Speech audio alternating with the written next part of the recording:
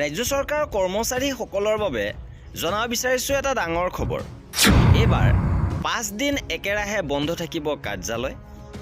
এইবাৰ ক্ৰমাগতভাৱে 5 দিন চৰকাৰী বন্ধ একেলগে আহিছে কৰ্মচাৰীসকলৰ বাবে।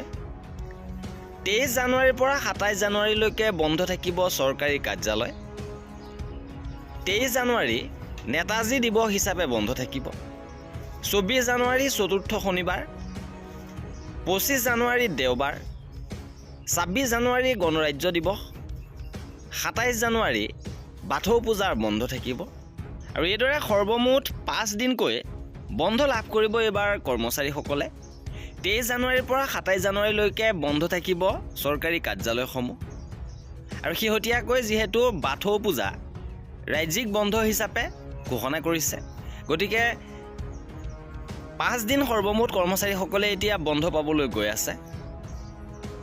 আৰু এয়া আছিলে আমাৰ আজিৰ ভিডিঅ'টোত। কৰ্মচাৰীসকলৰ সকলো খবৰ পাই থাকিবৰ বাবে আমাৰ চেনেলটো ছাবস্ক্ৰাইব কৰি ৰাখিব। ভিডিঅ'টো শেষৰলৈকে চোৱাৰ বাবে বহুত ধন্যবাদ।